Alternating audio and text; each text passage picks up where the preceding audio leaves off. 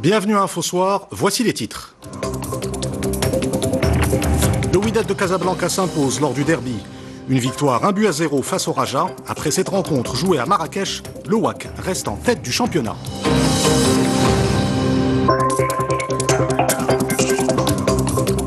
Le Maroc célèbre la journée nationale de lutte contre la corruption. Pour lutter contre ce fléau, une stratégie nationale est mise en œuvre et plusieurs mesures sont adoptées.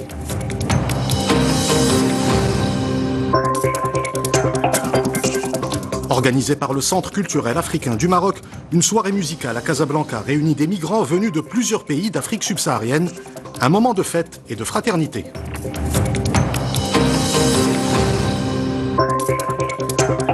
Enfin, nous découvrirons les dernières œuvres de l'artiste Amin Bellamine, une exposition de photographie à Casablanca rendant hommage à la diversité culturelle marocaine. Madame, Monsieur, bonsoir. Le Wydad remporte le 125e derby casablancais. Une victoire 1-0 face au Raja, une réalisation de Smaïl Haddad à la 78e minute. Après cette rencontre jouée à Marrakech, le WAC consolide sa place en tête du classement de la Botola Pro. Retour sur les moments forts du match avec Jamal Oualam. Fawzi Benzarti, le coach du Wydad Casablanca, s'est plusieurs fois arraché les cheveux. Les Rouges et Blancs ont finalement remporté le derby, mais par la plus petite des marges et par un trou de souris. À Marrakech, le WAC Casablanca est d'abord le plus en jambes. La tête de Mohamed Nairi percute la transversale au quart d'heure de jeu. Puis la frappe du latéral Wydadi trouve les bras de Enezniti à la demi-heure. Le Raja Casablanca, privé de nombreux cadres, ne se montre dangereux en première période que par l'intermédiaire de Zakaria Hedref. La pause fait du bien au camp rajaoui. Juan Carlos Garrido réalise quelques ajustements payants. Autour de l'heure de jeu, Mohamed Doué, côté droit, déborde et centre. L'arrière-garde du WAC n'arrive pas à se dégager et il faut un sauvetage plein d'à propos de Reda Tagnaouti face à Zakaria Hedref pour garder le score nul et vierge. Fabrice Nga, recrue du Differ Hassani El Jadidi, est tout près de marquer pour sa première apparition. Les hommes de Fawzi Benzarti souffrent et ils vont craquer. Mohsin Yesjour est déséquilibré par Reda Tagnaouti, penalty sans discussion. Abdelrahim Shakir s'élance face au portier international mais ne cadre pas sa frappe. La chance du Raja Casablanca est passée. Le WAC ne se fait pas prier pour en profiter. Ismaël El Haddad, entré quelques minutes auparavant, crucifie Enezniti à la 79e minute de jeu. Les Rouges et Blancs s'imposent 1-0 dans son 125e derby casablancais délocalisé et peu enlevé. Avec 27 points, le WAC consolide sa place de leader de Botola. Les Rouges et Blancs sont invaincus depuis le 11 novembre dernier et 10 rencontres. Le Raja n'a lui plus gagné depuis 3 matchs. Il essuie un deuxième revers cette saison et compte désormais 10 points de retard sur son rival historique. Toujours dans l'actualité sportive, la 5e étape du rallye Africa Eco Race a mené hier les participants à Dakhla. Après une journée de repos, ils se rendent demain en Mauritanie avant de rejoindre le Sénégal. C'est un reportage de Zakaria Etablimjid, le récit est de Mohamed Mouslim. Après une spéciale de 420 km et une liaison de 214 km jusqu'à Dakhla, journée de pause aujourd'hui pour les concurrents de l'Africa Eco Race. Une journée de repos pour reprendre des forces après pratiquement 2000 km de spécial au Maroc, bouclée en toute sécurité. La sécurité est impeccable, le bivouac est superbe et la nourriture fantastique. Tout le Maroc est super.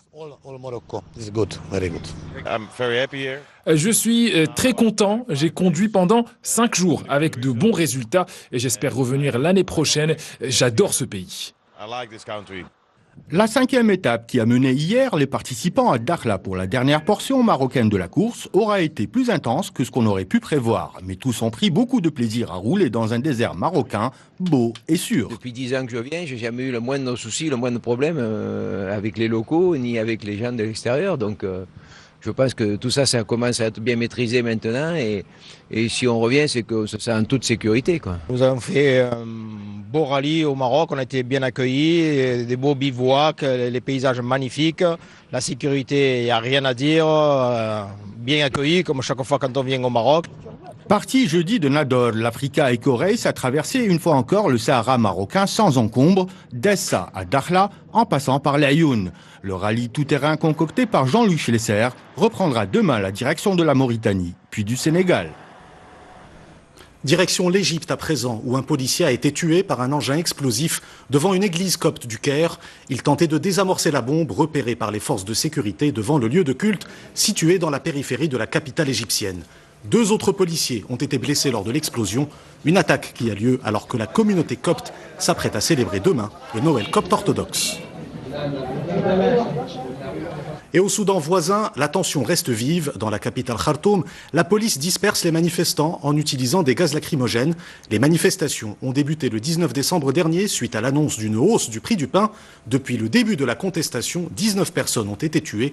Un rassemblement de soutien au président Omar al-Bashir est prévu mercredi prochain à Khartoum. Le Maroc célèbre aujourd'hui la journée nationale de lutte contre la corruption. Ce fléau coûte chaque année au Maroc 2 points de croissance. Pour lutter contre ce phénomène, une stratégie nationale est actuellement mise en œuvre avec des objectifs précis à l'horizon 2025. Reportage Abdelhafid Lemnour et Mustafa Sadouni. Le récit est de Amin Abdelkhalq. La corruption, dans toutes ses formes, un délit grave, lourdement sanctionné par la loi. Ce fléau que le Maroc cherche à endiguer depuis plusieurs années coûte surtout très cher et plombe l'investissement. Ce fléau existe au Maroc et dans plusieurs pays africains. Il représente plus de 2% du PIB dans certains États du continent. Au Maroc, il dépasse les 50 milliards de dirhams, ce qui équivaut au budget de l'éducation et de la santé réunis. Voilà pourquoi le Maroc s'est doté d'une ambitieuse stratégie nationale de lutte contre la corruption d'ici 2025. Elle a été accompagnée par plusieurs dispositifs comme des cellules d'écoute destinées aux plaignants, ce qui a conduit rien qu'en 2018 à la découverte de 62 cas de corruption. Ce qui importe dans ces 62 cas, c'est qu'ils concernent différents secteurs. Par exemple, le chantier de la moralisation du climat des affaires nous a mené à arrêter des personnes qui ont demandé de la corruption à des opérateurs économiques ou à des investisseurs, même constat dans le domaine de la justice. Cette lutte contre un fléau qui fait perdre au Maroc 2% de sa croissance économique suscite aujourd'hui une mobilisation tous azimuts. Les Marocains dénoncent à leur tour ce délit. Pour décrocher un emploi, il faut malheureusement songer à la corruption. Le même problème se pose dans les hôpitaux. Ce problème se manifeste dans toutes les sociétés, mais il faut le combattre. Et pour combattre ce fléau, le Maroc a multiplié les efforts, notamment en créant la Commission nationale anticorruption, placée sous l'autorité du chef du gouvernement. Des efforts qui ont fini par payer. Le Royaume a gagné 9 places dans le classement mondial de l'indice de perception de la corruption de 2017. Nous vous le disions hier, les éléments de la Sûreté nationale du port de Tangemed ont mis en échec une opération de trafic de drogue à bord d'un camion de transport international. Dans un communiqué, la Direction générale de la Sûreté nationale précise que la quantité de drogue saisie s'élève à 13 tonnes et 750 kg de résine de cannabis. Les opérations de fouille menées par les éléments de la Sûreté à l'aide de chiens policiers renifleurs ont permis la découverte des chargements de drogue dans un creux d'un camion à semi-remorque de transport international intercepté sur l'un des quais du port.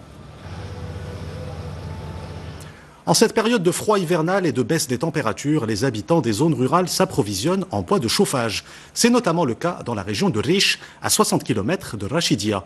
À Douar Amelou, les habitants s'attendent à un rude hiver. C'est un reportage de Abd Samad Ta'am, le récit est de Rachid Hallaoui. Température polaire à Douar Amelou, située dans la région des Rachidia. Très tôt ce matin, le thermomètre affichait moins de 2 degrés au compteur. Regroupés autour d'un feu, les habitants tentent tant bien que mal de se réchauffer avant de s'approvisionner en bûches de bois. Je suis venu ici pour acheter du bois car il fait vraiment très très froid. On a d'ailleurs allumé un petit feu, mais je constate que le prix du bois est un peu élevé. Les habitants des 6 douars de la région de Riche utilisent des branches de bois d'olivier pour se réchauffer, une activité saisonnière qui permet à des commerçants locaux de générer des revenus.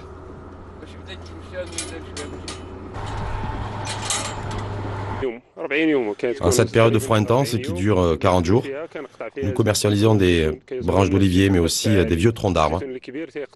C'est notre gagne-pain.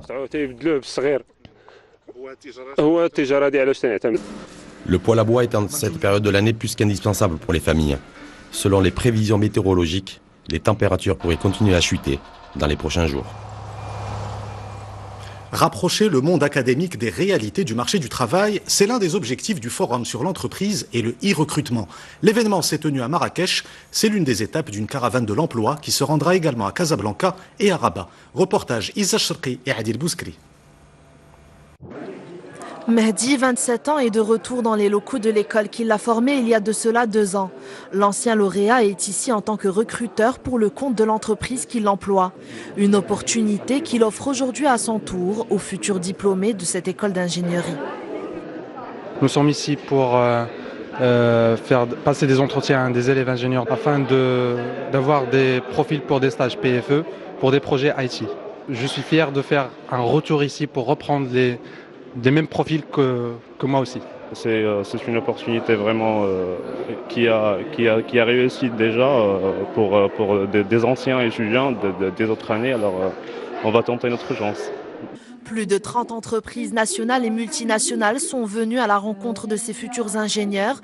Les chasseurs de tête font passer aux candidats des entretiens individuels afin d'évaluer leurs connaissances techniques et leurs compétences personnelles.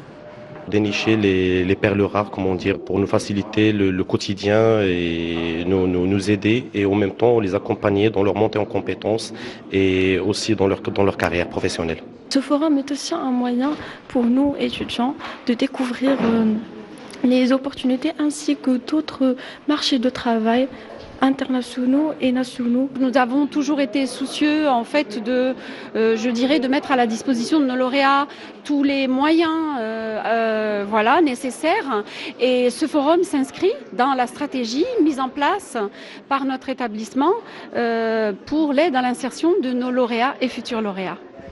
Les candidats retenus sont invités à passer un dernier entretien dans les locaux de l'entreprise. Chaque année, entre 60 et 90 étudiants repartent avec un stage ou même une promesse d'embauche. À Casablanca, une soirée musicale a réuni des migrants originaires de plusieurs pays d'Afrique subsaharienne. Un événement organisé par le Centre culturel africain du Maroc pour offrir à ces migrants un moment de chaleur et de convivialité. Reportage Mohamed Isra et Youssef El Ghazi. Le récit est de Amina Ben Khalq. C'est au rythme de reprise de grands standards internationaux que démarre cette soirée 100% africaine. Ici, des migrants originaires de plusieurs pays du continent ont été invités par le Centre culturel africain à cette soirée des plus conviviales. Le Centre culturel africain qui organise cet événement à l'honneur des migrants. En l'honneur des migrants. En fait, il s'agit de Ukuma Africa. Ukuma Africa, c'est un concept que le Centre culturel africain a pensé, juste pour faire plaisir à des personnes qu'on appelle migrants qui ont quitté chez eux. Ici, le maître mot est le partage. C'est dans cet esprit que les organisateurs ont programmé des shows célébrant la diversité culturelle de tout le continent. Entre sonorités gnawi et afrobeat, le spectacle est assuré. Ça m'a fait plaisir de voir ces événements pareils, puisque depuis que je suis sorti en aventure, ça fait presque une année, je n'ai jamais vu ces événements pareils. Vous voyez. Donc ça nous permet nous aussi de venir s'amuser tranquillement. Aujourd'hui on dirait un jour spécial parce que je suis en train d'écouter de la musique à l'occasion du Centre culturel africain. Bon, je ne peux pas me plaindre, je suis ravi, c'est tout. Au terme de cette soirée riche en émotions, ces migrants venus des 4 coins du continent sont une nouvelle fois confortés dans l'idée que le Maroc est comme un deuxième chez soi. Avant de clôturer cette édition, je vous propose de découvrir une exposition de photographie de l'artiste Amin Bellamine à Casablanca. Des images prises au cours de nombreux voyages à travers les régions du Maroc. Les photographies immortalisent plusieurs moments et aspects de la vie sociale. Reportage Othman Mawadi', le récit est de Rachid Hallaoui. Des photographies à mi-chemin entre le passé et le présent. L'artiste Amin Bellamine propose de revisiter les traditions et les usages sociaux sous la forme d'escale. Pour cela, il utilise l'ombre et la lumière pour projeter la diversité culturelle du royaume.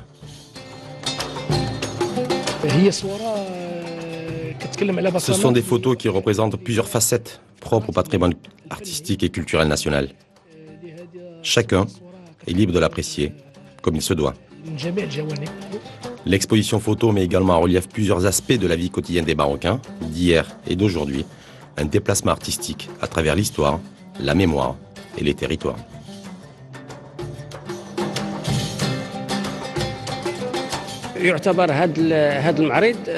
Cette exposition retrace l'historique de certaines villes marocaines au travers d'un nombre de photos qui ont été prises par l'artiste.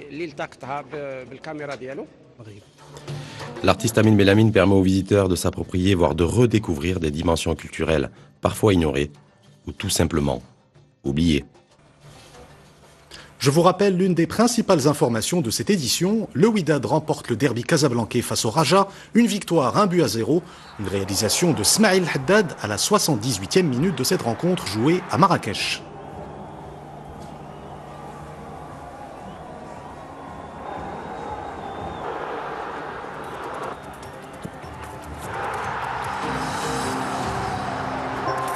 C'est la fin de cette édition. Vous retrouvez tout à l'heure Hicham Gharfaoui pour le Massaïa et demain Ihsan Benbel pour Info Soir. Excellente soirée sur 2M.